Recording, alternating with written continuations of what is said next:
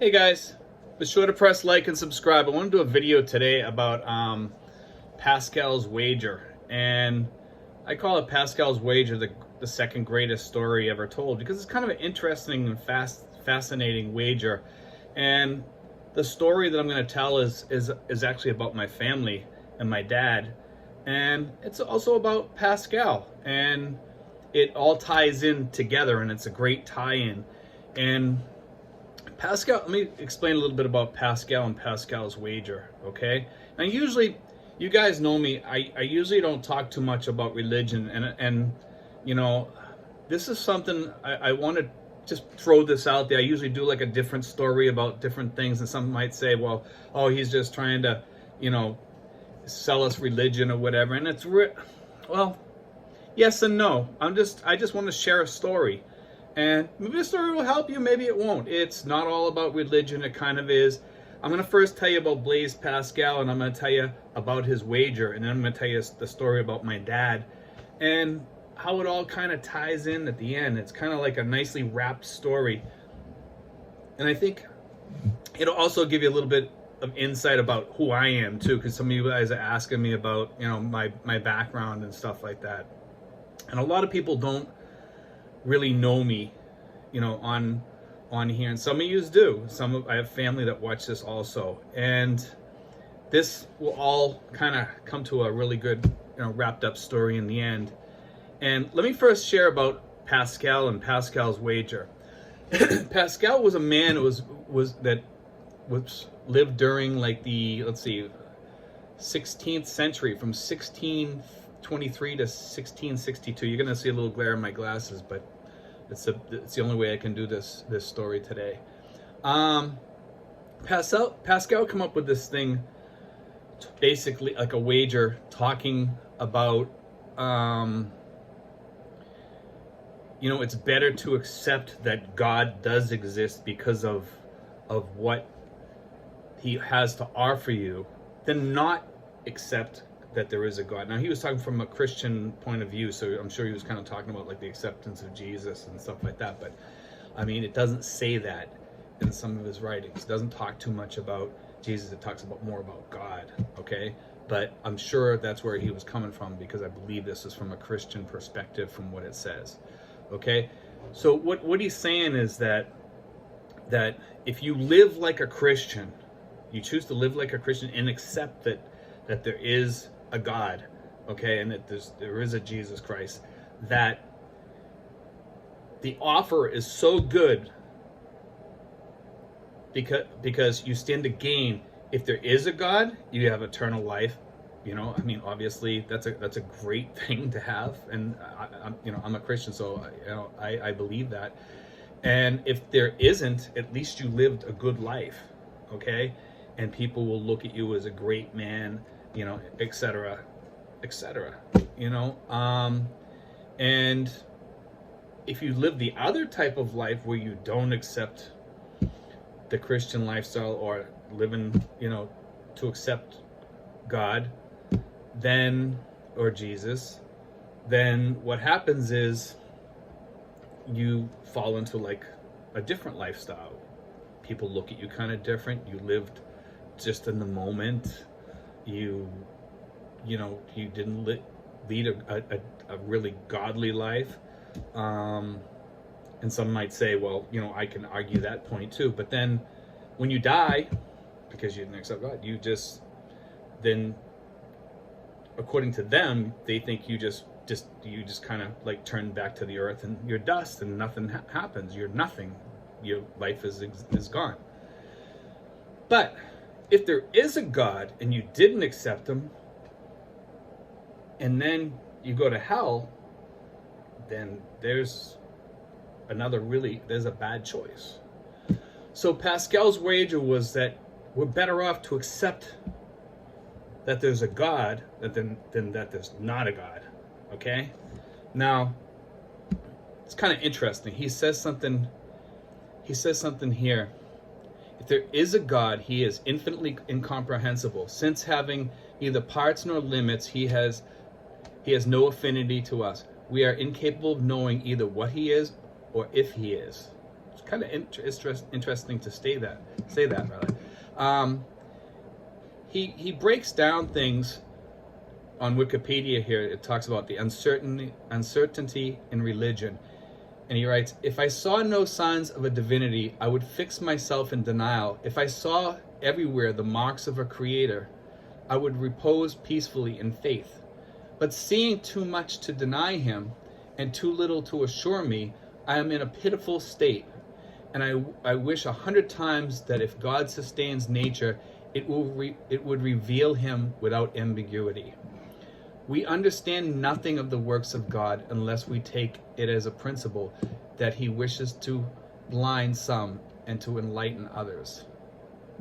And he writes uncertainty and skepticism. It is not certain that everything is uncertain. Kind of interesting. You know, he basically wrote this for people that are kind of like in the scientific realm. I think because he was around a lot of people that didn't believe. They had the inability to believe because they were blinded by science. You know, science is not everything. Science cannot answer everything, okay? He breaks it down into an analysis of decision theory, okay? And he has on the top, God exists, God does not exist. Belief.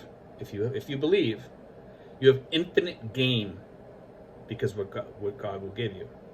And if God does not exist, you have finite loss by accepting him. What loss? Except for the sin. It's kind of cool when you think about it. If you have disbelief, and God exists, you have infinite loss. Okay? Because and not just that, you'll be in hell, you know, and then if God does not exist, you have finite gain in that you lived a good life, people looked at you different, you lived in a more moral way, a good way, you treated people good. And there's a lot of misunderstandings of the wager and stuff like that, and how the wager is to be used, okay? Now I'm going to go into that part now. Excuse me for my coughing. I've had pneumonia like about 7 or 8 times in my life, and I have that chronic cough. But anyway, this is where I want to start talking about my dad, because my dad was the one that taught me about Pascal's Wager, okay? And, well, when I was younger, I used to watch my dad play chess, and he'd have these interesting conversations when they were playing chess with him and his friends. And he had this man come over to the house. His name was Tom. Tom was a Jewish guy. He was an engineer. He was super smart. He was one of the people that worked on the original GPSs. Okay, he was an interesting person in that what he talked about. He was genius level Mensa. My father was also a steam engineer, very intelligent. And they would sit down and talk and have these really high conversations, I would say. And sometimes they would get on the subject of religion.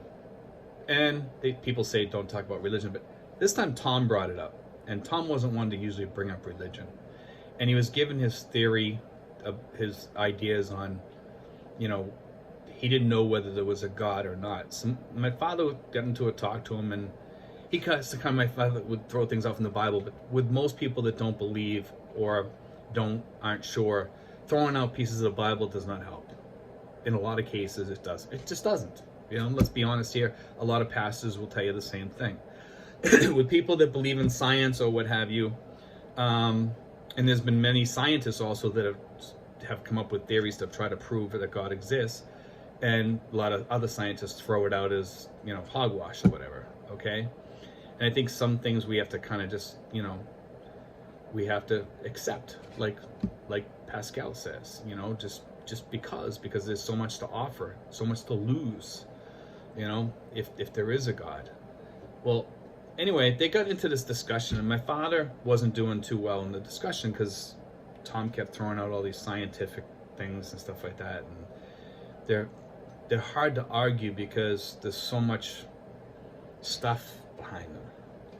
and about how the world became the form and stuff like that. And my father was always like, well, things just don't happen from this big hot molten lava. And you know, my father wouldn't get into those discussions that much. He wanted to find something that he could give to Tom that and still be his humble self. My father was a very humble man. If you knew him, he was very multifaceted. He liked to fix his motorcycle. He would build steam engines. He worked on all different types of things. He'd help people in the neighborhoods fix their bikes, things like that. And he one day went over to Tom's house to visit, and he brought something over, and I wasn't sure quite what it was. And he came back, and somebody came over to the house and was talking to him, and he was at, and the guy happened to be a Christian, and he asked my father if Tom was a Christian. And my father says, no, but I think I got him thinking about it finally because of things that he had said. And I remember asking my dad afterwards, you know, like what happened? And he showed me Pascal's Wager, and I got to know a little bit about Pascal's Wager. And then I forgot about it. It was just something, you know. And I don't know if Tom ever got saved or started believing in God or not. He passed away later on after that. But fast forward into the future, my father was getting older. He used to like to go over to Walden's Pond in Concord, Massachusetts, the place where Henry David Thoreau lived, okay? My father loved the writings of Louisa May Alcott and Ralph Waldo Emerson and Henry David Thoreau, but he was a Christian. My father was a Christian, but he liked some of the things that they taught, some of the things he didn't like, some of the things he took away from it, and some he took the good, and, you know, like you usually do with writers or authors or whatever. And my father used to even take me over to where Louisa May Alcott and Henry David Thoreau and Ralph Waldo Emerson were buried. In fact, before I left the United States, I stopped to visit those graves and to visit my dad's grave. You know, it was just had become like a kind of a part of me to visit those graves, because my father used to visit them on occasion and paid my respects. And you know, my father loved Walden's Pond. He would take his bike ride from Billerica, Massachusetts, which is quite far away from Concord, Massachusetts, and ride all the way over to Walden's Pond.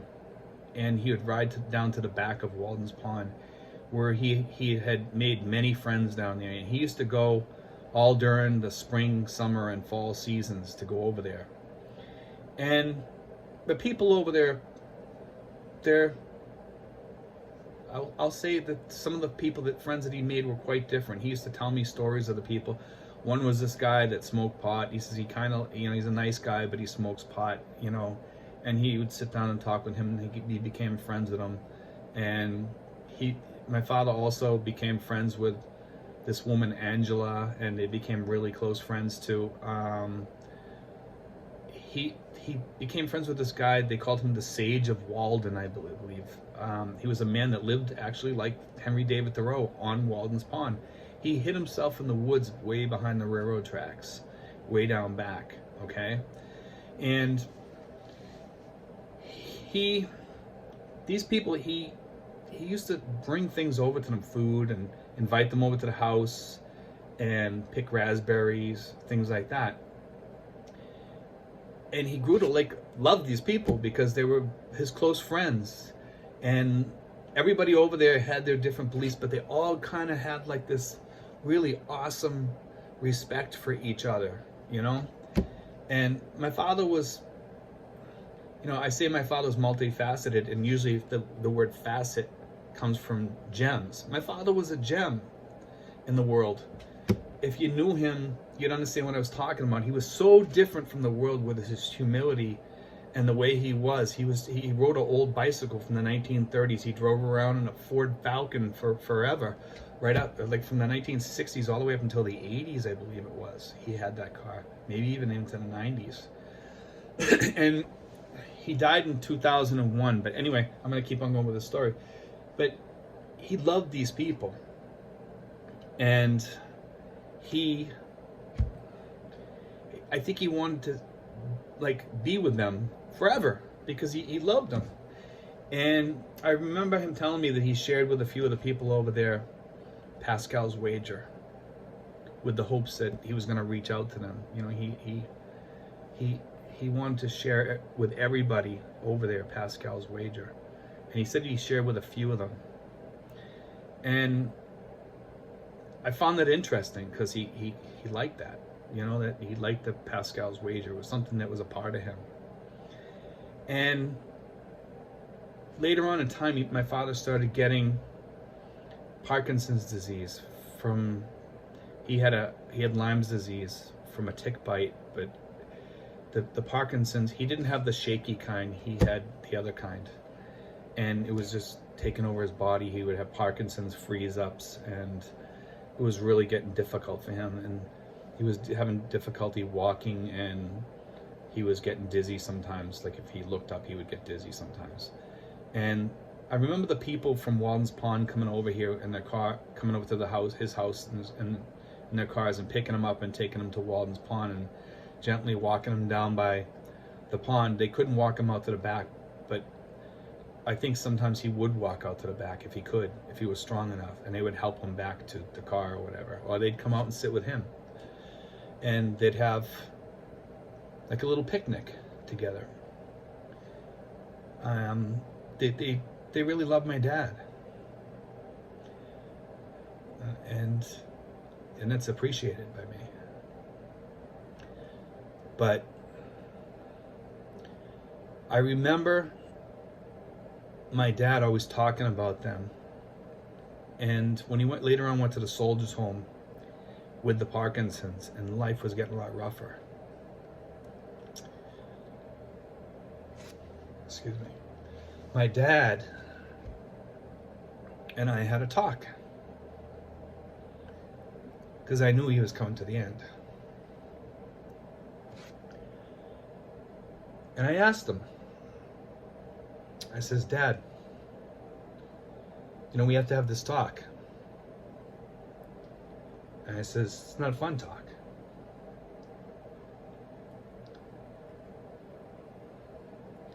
So I said,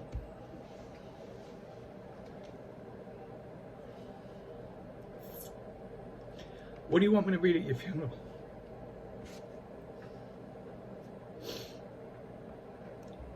He said, Pascal's Wager.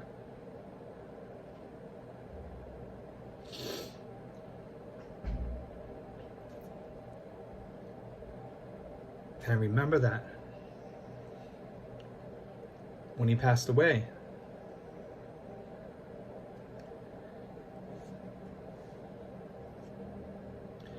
and I got up to speak at his funeral that day. And that day, I took his red lumberjack jacket, the plaid lumberjack jacket that he had, and I put it up on his casket. And I laid it up there like you just walked in the room and got in there.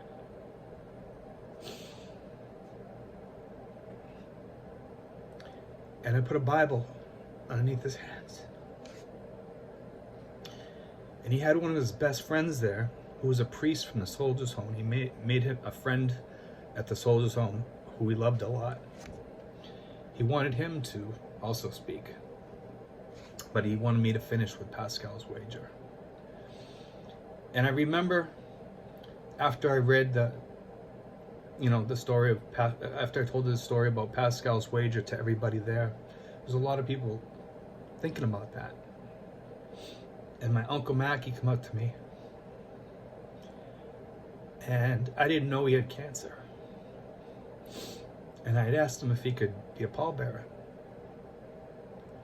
And then his wife had told me that he's not doing too good, that he probably shouldn't do it. And he did it anyway. I remember him going out there and helping. But my uncle told me, he says, you did really good. I really liked that. Now, my uncle wasn't the most Christian man in the world, But I hope that he took something from that. I hope everybody else in my family took something from that. And I hope his friends from Walden's Pond that were there took something from that. And this is the story I wanted to tell you. It's a tough story to tell. It just brings back a lot. But look up Pascal's Wager. Read about it. You know, it's something to really let soak in if you don't believe in God. You know, it's just, the loss is so great. Anyway, guys, I hope you enjoyed that story. I hope it wasn't too religious for you, but I just want to put that out there. It was just kind of something I always want to throw out there and tell. Something I wanted to share. And I hope you enjoyed it. You know, I really hope you do. I have a few other stories I'd like to tell sometime. They're not as, you know, weepy as this story, but anyway, I'd like to share some other stories someday. And if you like this story or you don't like it, you know, give me a thumbs up or a thumbs down or a comment or whatever why you don't like it. Anyway, guys, God bless. Take care. Be sure to give me a thumbs up and like and subscribe. Thank you, guys.